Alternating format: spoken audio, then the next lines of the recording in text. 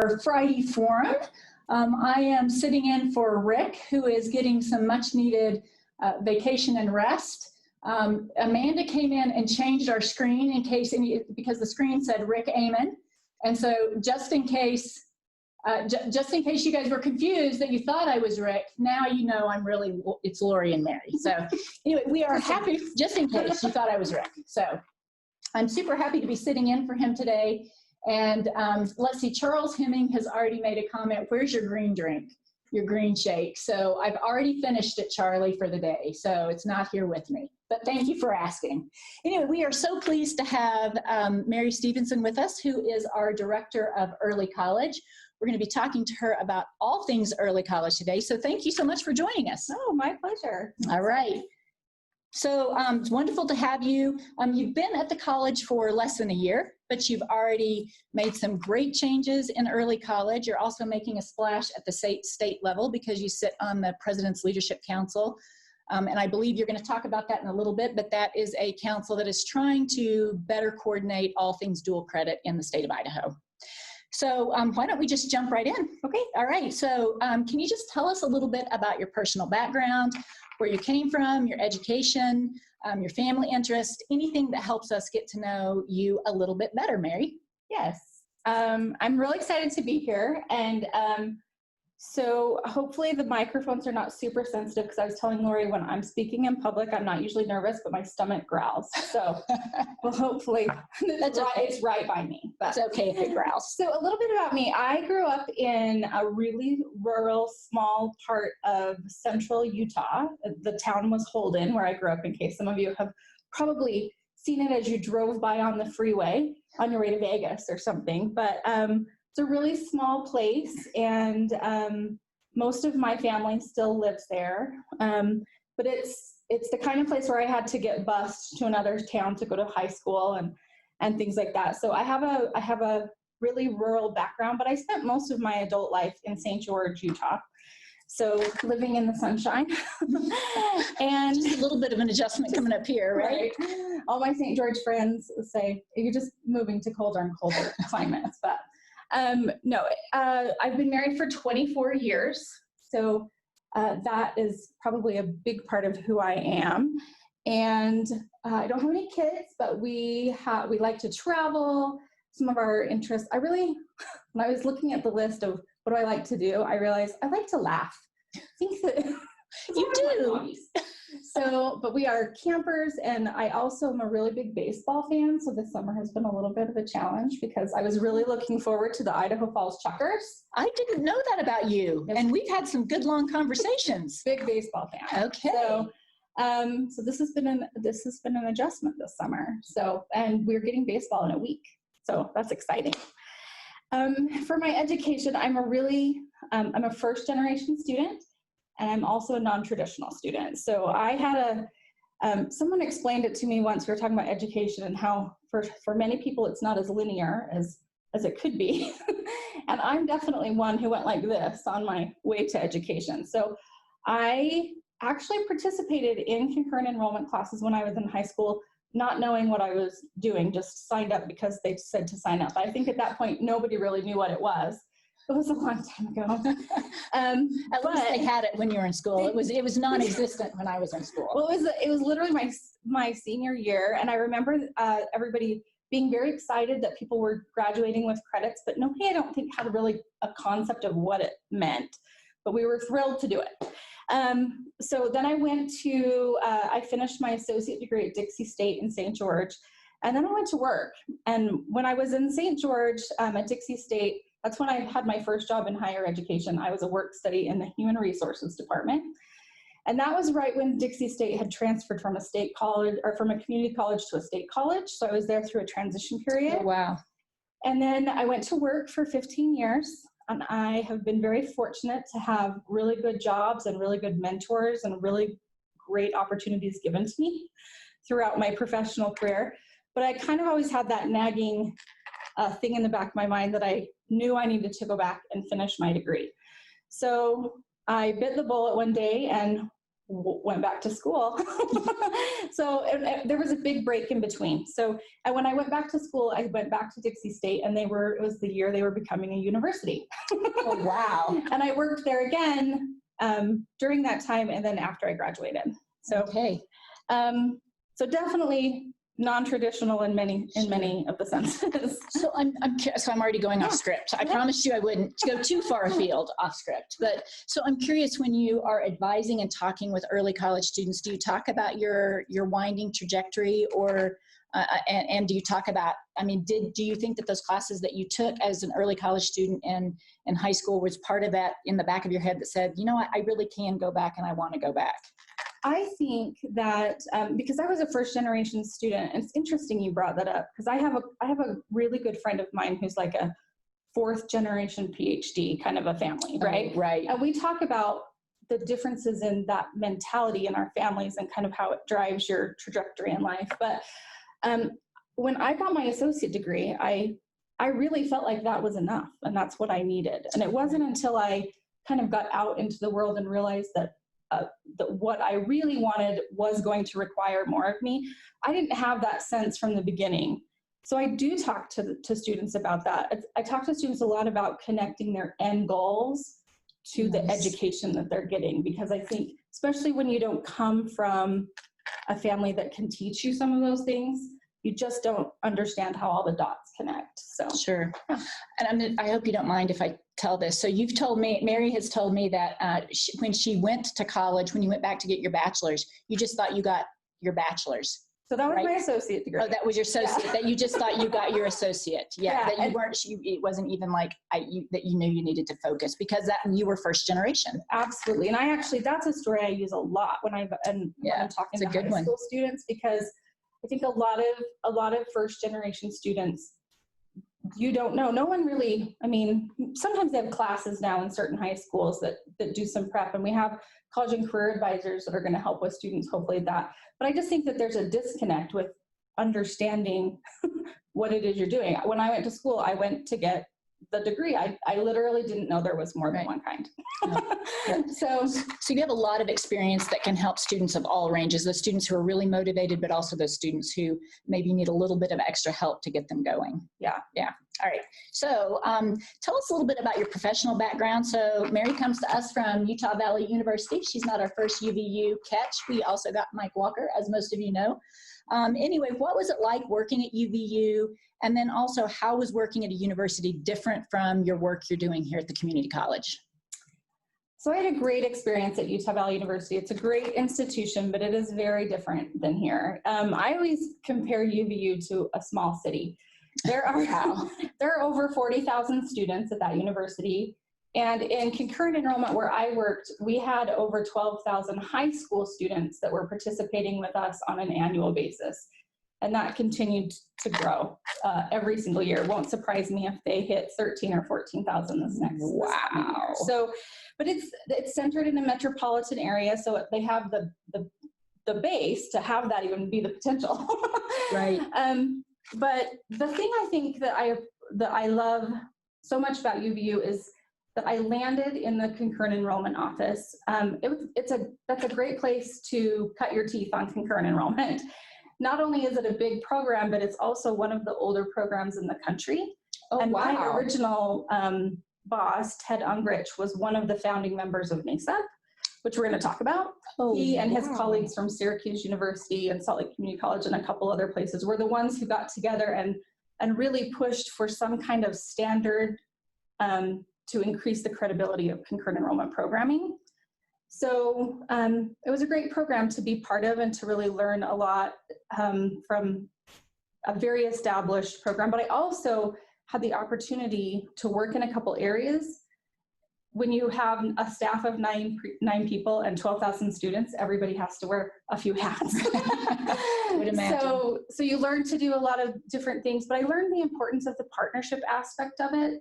And I also had the opportunity to get involved on the national scale. I really got to do a lot of presenting. And so even though I was at that big program, I was able to hear a lot about small programs. And I actually knew a fair amount about the Idaho system before I came here, because I had run into Idaho folks at different things. So really quickly, we're going to talk about NACEP later, but just really quickly tell us what that acronym stands for. Yeah, it's the National Alliance for Concurrent Enrollment Partnerships, and that's the accreditation body for concurrent enrollment programs. Okay, all right, so we are going to, let's see if I can actually do this. I think I can.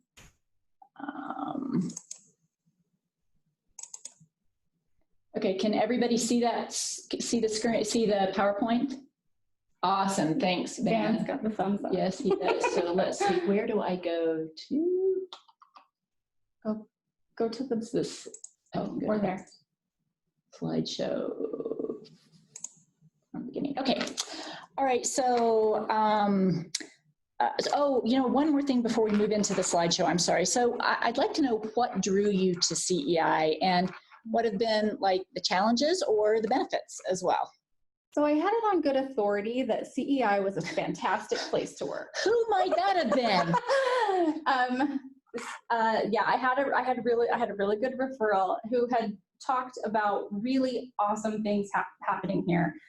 And I think, I mean, like most of us, what an unbelievably unique opportunity to be at an institution who is at this point, where you can really have the opportunity to mold and grow a program. And I kind of told you I was a small town fish, and so I like the idea of coming back to community college roots. I really believe in the mission of a community college, and I think it aligns so perfectly with the mission of early college that it makes sense for me to be here. I'm very excited to be part of this program at this time. All right. And Iowa Pulse is great. Well, we are excited to have you. All right, so moving on. So just give us a brief overview of early college and exactly what early college is and why does it matter so much? Okay, so I'm going to try to keep I told her I'm going to get really excited when I start to talk about early college. So I'll keep you on track, Mary. Try to keep me on track. Keep her on track. So early college is the umbrella term that we use for the opportunities we give to high school students to be able to participate in programming while they're in high school or their high school age. So here at CEI, we have a couple of different things that we focus on. The first slide that you see, I want to talk briefly is about advanced opportunities. So in early college, in the United States, the first early college program actually came about in the 50s, the University of Connecticut. The 50s? 1955. Wow. And it was kind of this initiative to help high school seniors who were ready to do things to avoid senioritis, really. Right. And so it's been going for a long time, but it certainly has gained a lot of steam in the last 20 or 30 years. So, but basically we want to provide opportunities to high school students. And a lot of states allow for all kinds of different opportunities, but very few states have a funding model that helps with the equity issue. So a lot of states might say, we'll allow high school students to participate, but they have to pay full price. And high school students they don't qualify for federal financial aid. Right. So it really makes those programs in those states that don't have a funding model, it makes it a program for kids who can afford it. Wow. So there's a few states, Utah, Idaho, Georgia, there's a few states, there's about a dozen who have really good funding models that allow equity and access to students. And so that was one of the reasons I was excited about Idaho, because I love that there's a solution on the table to increase equity.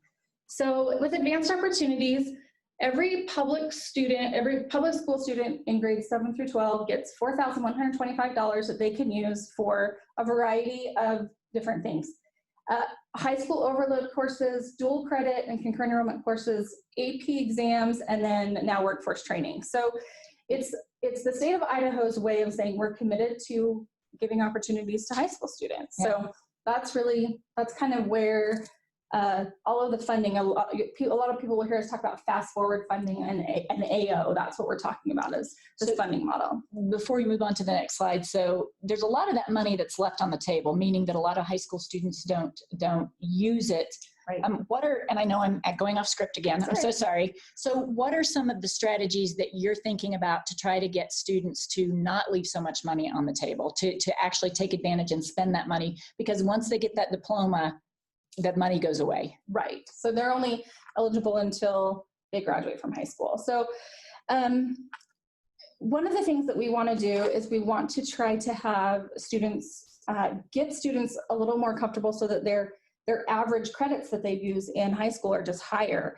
Right now, we're going to have students who, I think the last report that came out from the state said that students were using about 9 credits worth of their money, which leaves a lot of money on the table. I think the expansion into workforce training is going to be awesome because students now can access, there's, you know, some students that wouldn't be necessarily attracted to taking English, but are going to really be attracted to some of the workforce training programs. And that's brand new. Brand new. Last year was the first year. We're excited. And hopefully they expand the list even further of what students could use for that. So there's just a lot of opportunity, but I think a large part of what we're doing, and we'll probably talk about it a little bit more today too, is just spreading the word and having people kind of start to connect the dots and understand what they have in front of them. Right. Because even though we live in this area or in the realm of education, we might hear about it. It's always surprising to me how many people say, I had no idea. So yeah, education is a big part of it. Yeah. Okay. So the back to just kind of an overview. One of the things that I get asked a lot, or, you know, what are the benchmarks for a student? And one of the big things about early college being successful for students is that we set them up for success. We never want a student to get in over their head too early and have a negative experience and then carry that with them about, you know, their attitude toward college. So we do have academic requirements for students to take classes. We also, I always say programming is really intended for high school juniors and seniors. We do have some classes in dual credit, which there's one more slide we're going to show you, but they can take as sophomores depending on what's going on at their school. But they have to have a certain GPA. We want to see that they're academically ready to take on the courses that they're asking for. They have to meet prerequisites. Their counselors and principals have to be aware of what they're doing because we want to be able to offer the opportunity, but we want to do it in a really supported environment. Right.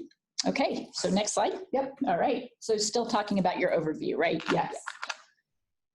So these are some of the benefits that students get. A lot of students are going to, you know, when you say, well, why would you want to do that? Save time and money is the thing that everybody says right off the bat. Sure.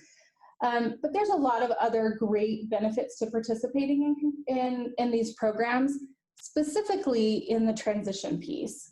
One of my favorite things to talk to students about is what I call beyond earning credits. The credit is awesome, no doubt about that. Sure. But there's a lot of research. There's actually a really interesting study that was done by the Community College Resource Center out of Columbia that talks about how by providing quality programming to these students, it really does set them up to know what to expect in college. And that is equally, if not more important to their ability to move on. Right. Because they feel like they're college students. So even though it's happening at the high school, we want them to feel like they're college students. And then up in the corner, you see that little make your senior year count. This is one of the things that drew me to CEI was that Rick talks about this a lot, where we really want to encourage students that if they're ready, they can take that first year in early college and then do one more year here at CEI and then move on to their next step debt-free. Isn't that an amazing message? Amazing. It is amazing. Amazing. And Rick does talk a lot about how we are okay with being a one-year school. You know, if they can get most of those in high school, get that 1 year and then transfer them on. Or if they're in a CTE program, get them out to a job. Yeah. Yeah. Did we go to the next slide, Lori? Did we skip one? Oh no, this is the next one. Okay, all right. So this is kind of the nuts and bolts. I said we have 2 programs that we generally participate in. So this just kind of has a breakdown. We have concurrent and dual. So concurrent enrollment happens on our campus or through the CEI online programming. But the big thing is that those classes are taught by CEI faculty on the CEI campus schedule. So we charge all high school students the same rate, you can see, but there's some differences in fees. So concurrent enrollment students, because they're here on campus or participating with us online, they do have to pay for like their $15 technology fee, and their books are their responsibility. With dual credit, that happens at a high school location with a qualified and approved high school instructor, which we're going to talk a little bit more about high school instructors. the schedule can really vary because we have over 30 high schools that we're working with in our region. And some of them are trimesters and some are semesters. We have a couple that are trying to kind of follow us a little bit, but it can really be all over the place. So the schedule for dual credit class can really be different depending on the high school location. And then they don't have to pay fees, but their books, hopefully are going to be covered by the high school. So again, it's just a really affordable way to do it. So let me ask you this, is one better than the other? Is concurrent better than dual credit, or is dual credit better than concurrent? And talk about maybe some of our strategies that we're using at CEI about balancing the two. Yeah, it's a great question. And in my opinion, the answer is one is not better than the other. But I do believe strongly that in offering opportunities to students that meet them where they are, we always talk about that, right? Meeting the student where they are. Because of the differences in delivery, this gives options to students who are coming at it from multiple angles. And there are a lot of students who probably will do eventually a mixture of both of these things, where they may participate in dual at their high school in their junior year, and then their senior year, they might come on campus because they're ready to do that step. But here's an example. So you might have a student in high school who's very academically prepared and wants to start college classes, but they're very heavily involved in extracurricular activities. So they don't have as much time in their schedule to be driving to another location to take a class and then driving back. So it might make a lot of sense for them to be able to take their college algebra class, second period at their high school, so that they stay in that arena that their life functions in. Right. And then you have other students who might have a lot more flexibility in their schedule. Maybe they're down to elective credits in high school, or maybe they're just ready to come on campus and they want that experience. So obviously the students who are closer to us are going to have a better chance at coming over for concurrent.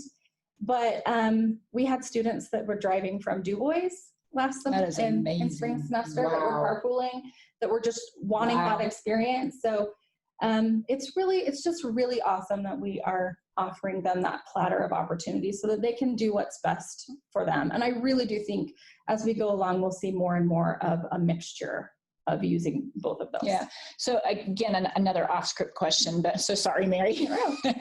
As many as you want. Okay, thank you. So, with COVID, now that COVID has come, I mean, how important has dual credit even become more important? I mean, it's always been important, but is it even more important thinking about getting that student to a degree more quickly now with the onset of COVID? I think that where we're going to see, right now, I think we're still kind of in triage mode. Sure. In all of the meetings I've sat in with high schools, and everybody's really worried about the reentry plans and things like that. But even D93 had a meeting last night, and I was on for a while. And one credit, only out of hundreds of questions, there was only one question about dual credit. So, I don't think it's in the forefront of people's mind right now, but I do think everyone's going to start looking for alternate ways that they can take classes. And dual credit, I should have explained in the very beginning. I always miss this point. Dual credit. Now you can make it. Early college means that you take one class and you get credit in two places, just in case that wasn't clear to you. So I think that they'll, there's some people who may traditionally have wanted to be in their high school, that now might be starting to look for online options or different ways that they can schedule their life to meet all of the demands. So then suddenly our virtual campus, our online offerings become even more important for that high school student. Absolutely. Yeah. All right, so switching gears just a little bit. So what is an Idaho Gem Stamp certificate? Just tell us briefly what makes it up, why would a student want it? And then can you explain a little bit about CEI strategies in helping to deliver that GEM certificate online, and maybe our relationship with IDLA? It's a lot of questions, so I'm happy to repeat. No, thank you. So the early college students work on a variety of goals. Some students need that, I want one experience in high school that's going to give me that momentum and the confidence that I need to move on. Other students are going to be more aggressive or more ambitious. And so, everyone has heard of students who graduate high school with an associate degree, which takes a very ambitious student and heavy advising.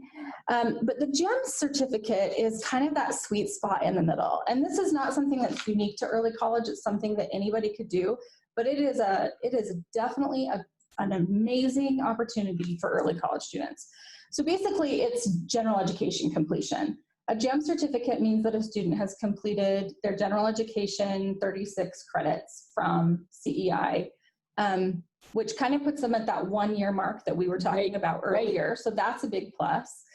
But it also is the kind of goal for a high school student who is really feeling ambitious, that isn't going to take them out of all the other things that are important to high school students. For sure. So if you want to get an associate degree, there's other things that kind of you have to give up on because you can't be in 8 places at once. Right. And high school students and, families are going all over the place. So a GEM certificate is a really, really attainable goal that a student can work on by making just some pointed decisions about their courses that they want to do, change a few courses here and there. And it's just really doable, but it allows them to still stay in extracurricular activities. Right. It allows them to still work on some of the other parts that are of their development that are important, like being in their social groups and, and things like that. So, and then transferability is great. A GEM certificate will transfer it to any of the public institutions in Idaho. That's really key. Really key. And transferability is a really important thing for a lot of early college students they're looking to take classes because they're young. They haven't decided where they're going to go. Now, I always say, hopefully we're going to give them such a fantastic experience that they're going to choose to come here. That's right. But we really just want them to go on anywhere. But we want them to go on, and we want them to successfully be able to take those credits. We want them to come here, but if they're not going to come here, then we want them to go. We want them to go on somewhere. Yes. Right. So Steve Harrison has a question up here and says, "How many local high schools are on board with this?" Last I heard, it was only those immediately close to CEI. And I'm assuming he's talking about concurrent enrollment, maybe. Yeah, so we're concentrating all of our efforts on Region 6, right, which is like Blackfoot. And we'll talk a little bit more about regionalization later. Yeah, so just kind of this local area. We only have dual credit right now where we have teachers in the high schools. We only have those in the local schools here. But we will be expanding that. In our region, most of the high schools already have dual credit options. They just have them from the other institutions that were servicing them before we became a community college. So we're going to work on taking over the world. Yeah, absolutely. I love it. We are going to take over the world. But rural schools are not going to have as many teachers as the ones that are around here locally, but all of the schools in our region have dual credit to some degree. Yeah. All right. So we're just going to move on to this. It's not. Sometimes you have to escape and then go back out. There we go. So can you talk to us just a little bit about what are the expectations for high school teachers to be able to teach dual credit in the high school? Because that's a bit of a controversy sometimes. So if you can just visit with us a bit about that. Yeah. And I'm sorry, Lori, but I'm going to go off script. Oh, you go off script. I'm going to go back. Okay. Yes. Because the other part of that question you asked me is what we're doing online. Yeah. And I wanted to mention that we are working closely with IDLA to try to have a fully functional GEM certificate specifically from us that students can access through the Idaho Digital Learning Alliance. Great. So that's an important initiative. Yes, IDLA. Yeah, thank you it's absolutely very important. So thanks for doing that. So yeah. Okay, so now on to teacher qualifications. Yes. This is one of those areas that I love to talk to people about because I think it's an area that's like shrouded in myth. But for years as I've been doing this, I've heard people say, oh, well, they can't really be college classes if they're in the high school, and how can they really be working in the way that you say they are? And the way that it works is that we go to really great lengths to have a real quality program. We do, and we adhere to very credible practices. So for a high school teacher to be able to teach a dual credit class, they have to meet the same qualifications that they would have to meet if they wanted to teach on our campus. That's really key. Hire them as an adjunct. Yeah. That is key. Yeah. And that's why not all high school teachers teach dual credit, because not all high school teachers have a master's degree in content, which is what we look to for a qualification. So most high school teachers are going to have a bachelor's degree, and sometimes they teach fields that they're not, that they have to learn to teach. Sure. But they're great teachers. They have gone through teacher training, which is fantastic. But we make sure that the teachers are qualified, just like we would have them be here. They're also hired by the same people that hire the rest of our faculty. That's right. So if we have an English teacher apply, then Angela and Jacob are the ones who are going through and vetting that instructor. And then they are trained by the department here, and they actually teach directly off of a CEI syllabus. So a dual credit teacher is allowed to add to a syllabus, but they can't take anything away. So sometimes high school students might get even additional instruction. But the point is that when we put our stamp on a transcript that says that student earned credit from CEI, we want to be confident that they learned the same outcomes as they would have if they were on our campus. They just did so at a different location. And I would say we have been really diligent about making sure that those classes are the same, that they really are the same, because we don't want a student getting credit for a course if it wasn't really a rigorous college course. Right. And we want to know that when they move on to the next course in sequence that we've prepared them well, right? So whether they came here or somewhere else. So that's again the same. They're literally just at another location. And some teachers, I will tell you, dual credit teachers that I've run into over the years, they're very proud of the fact that they're teaching for the college or the university. They take that seriously, and they like being able to elevate what's happening in their classes, because some of the things that can be different are high school classes might have really flexible deadlines or none. Right. You know? And when students take their first dual credit class, sometimes that's the first time they've run into that situation where they're not allowed to turn work in late. And so, but they're learning that in a really safe environment in probably one class. One of the things that I think is interesting is that we always, for all of us, human beings, but wouldn't we all love to try something out before we jump in? Yes, we would. Feet, right? Well, I don't know. Sometimes I like to jump in both feet. Sure. But that's why we have people do internships, right? Because we send you out on an internship so that you can try something out. Well, having a high school student be able to access a college class lets them do it. They're not learning that process from someone telling them what it was like. They actually are going through it themselves. So they're getting to try it out, and then they realize they're successful. And that's a magical thing when you get to have that conversation with someone who tells you, I was nervous and I totally passed that class. For sure. Yeah, so, it's wonderful. Really great. Yeah, it is. All right, so just talk to us a little bit about how you're connecting with the high schools, and also how can our faculty and staff help to strengthen those relationships? So we, in a normal year, non-COVID, we all hate COVID. We would be out at the high schools all the time. So my entire staff, I know many of you know Tanya, who works really closely with the CTE program. She's in the high schools a lot. Technical dual credit is an area we hope we can expand on, but we still work within the high schools in all the areas we can. I attend superintendent meetings and principal meetings to try to build those relationships up. But what we need, as I mentioned, a lot of the schools already have service providers for classes. We really want to work as closely as we can with the schools so that they know that we're the place to come to when they need something. We want to be the resource for the schools in our region. Great. So, and then how people can help, I think, is by positively spreading the word, right? Right. And I think somebody made a comment, I think it might have been Charles, who said, I wasn't aware of this. And I think that is a very common thing for someone to just not be aware. So being that person who tells your neighbors, oh, you have teenagers, have they looked into early college programming at their high school? Or your baristas at Starbucks, or when you order your next Starbucks, Lori, you tell them your name is early college. Okay. See if that gets you. I will. I will. All right. So right now, can you just talk a little bit about what is regionalization, and why is that? Why does it matter or not matter? And the work that you've done on the President's Leadership Council with respect to regionalization. Okay. Yeah. So regionalization in the world of early college doesn't exist in Idaho. Much to your chagrin, actually all of our chagrin.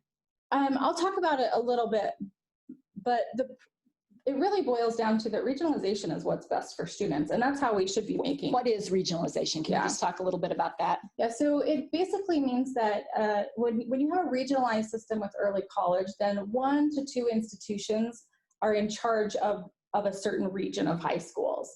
And so what we have right now is a lack of that, which means that any high school can get classes from any service provider. So we have high schools that are in our local region who have classes from literally everybody in the state.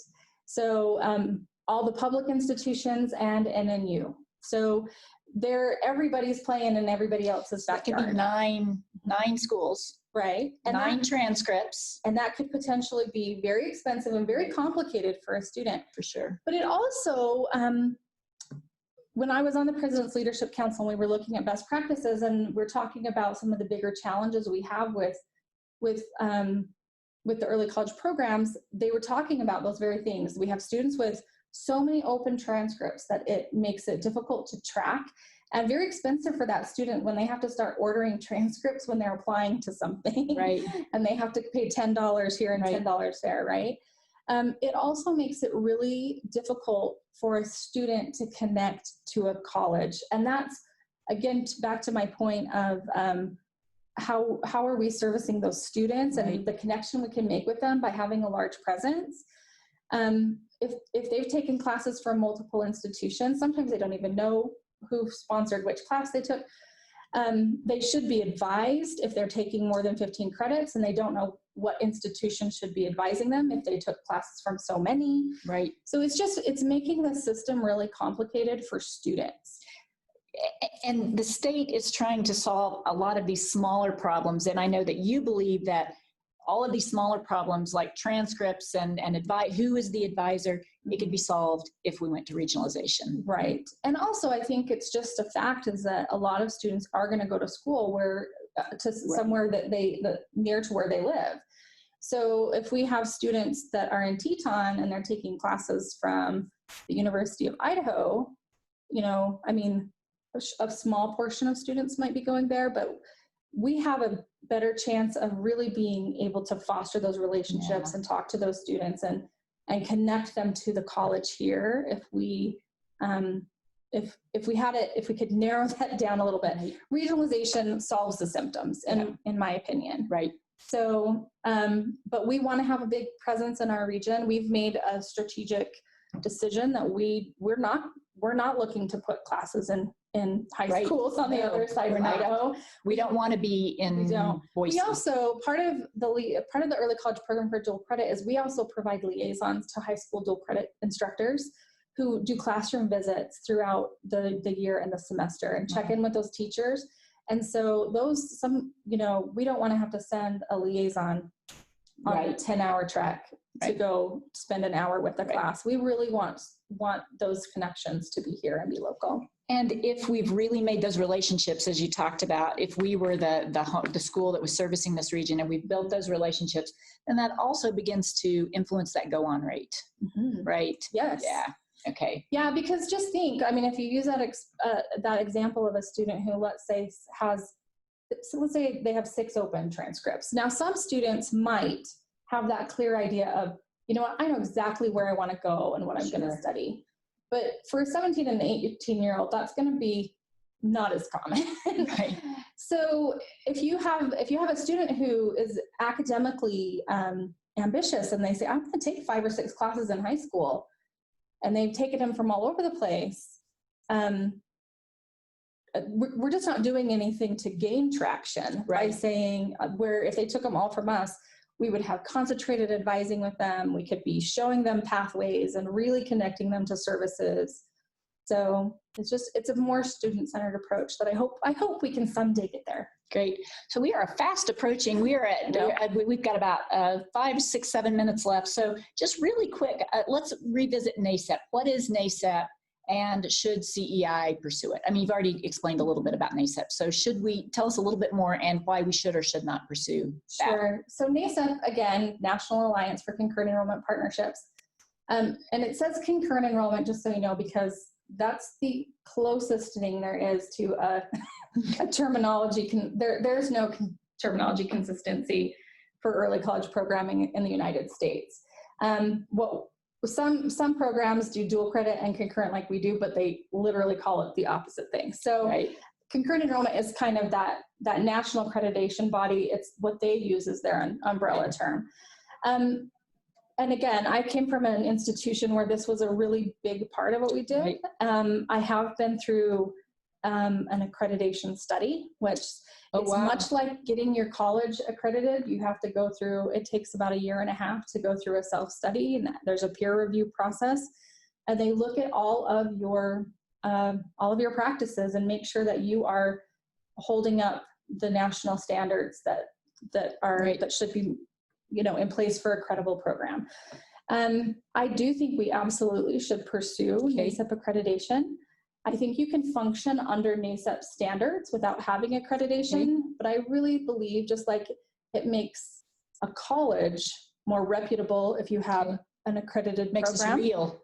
Right. Or when we go to, if we're doing transcripts from high school and we say we want an accredited high school transcript, there's just an amount of credibility that comes along with that. And it also will aid our students in transferability if they're going out of state. Fantastic. Because it lets another institution that, maybe is some random thing in Delaware that they want to go to, if they look at that and they know that they came from an accredited program, it holds weight. Yeah. So. All right, so just really quick, Jennifer Lopez is asking, what is being done to get all the high schools in the region on the same track? I've been exposed to conversations from parents from different districts in the same region that all seem to have different information on these programs and the availability to their students. So it's back to... Jennifer, that is totally a great example of the lack of regionalization. For sure. And I've been at back to school nights where they have had 5 institutions there to present, and we virtually all said the same thing. But the first question from a parent when they opened the Q&A, she said, "This is so great. Who do I work with?" And that's the whole, we would be able to streamline everyone.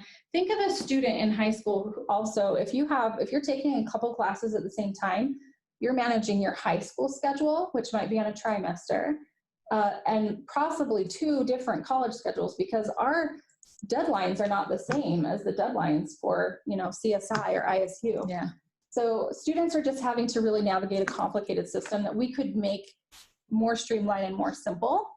Regionalization is the answer to all. That's the answer to all the questions. All right. So really quickly, where do you think CEI will be in 3 years in the area of dual credit, and how can we support your work? So we'll go with the answer: rule the world. I like that answer. My guess is that Rick likes that answer as well. But on the screen, I've made a slide so that you guys could see where we're at right now. And when I was preparing for my interview for this job, I looked up the state participation, and those state reports are always like 1 to 2 years behind. But I saw that CEI had 4 students. So just from the first year to now, look at what a great increase. Amazing. I mean, that's amazing. It is really amazing. So 563 students that took 959 classes for 2,706 credits. You are well on your way to ruling the world.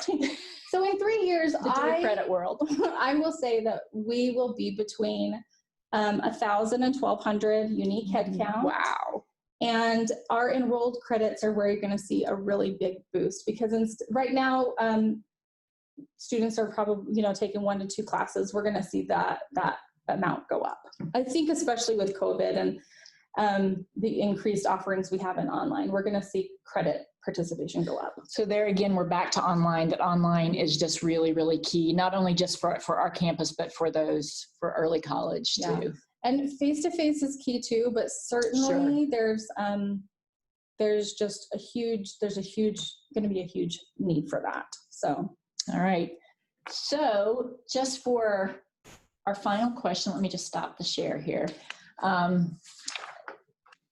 Mary, share with us 3 leadership principles that you have found helpful as you've kind of worked yourself up the ladder and as you've stepped into this job.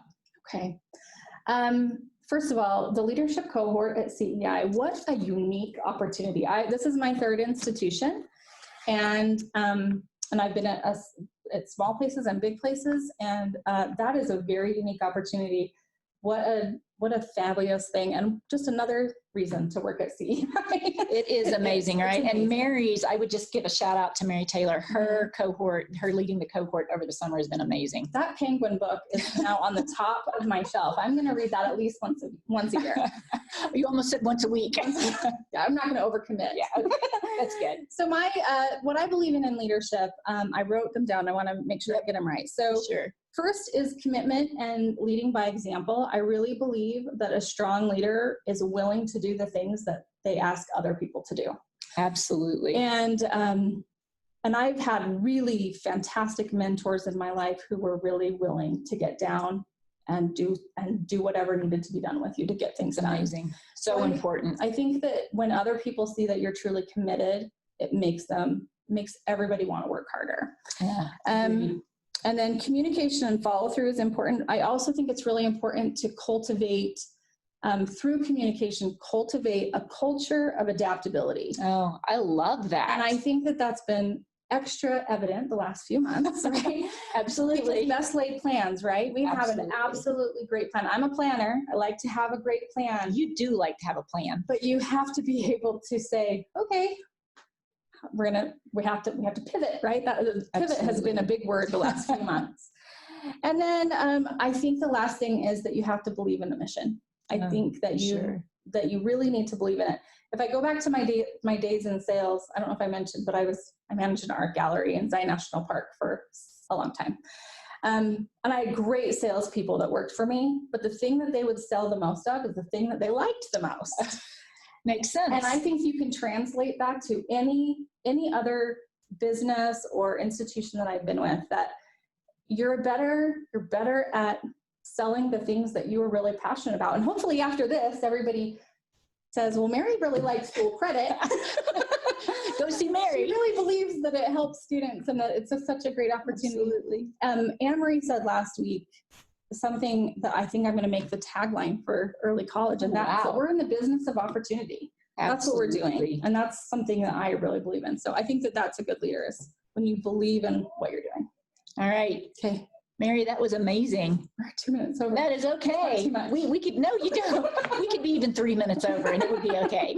Mary, thank you so much for joining us today. And we are thrilled that you are part of College of Eastern Idaho. And we are so excited to see where our early college program goes. So, and Robert, we will take a look at your, what you commented here and either answer it offline, or Mary will send you an email. Yeah, I actually have really good thoughts on that, Robert, and I feel like I know what to do. All right. So, everybody, that'd be wonderful.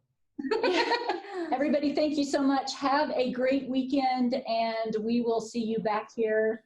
Rick will be back next Friday, and I believe he is going to be sitting down with Sean Coletti, who is our attorney, to talk with him about all things legal.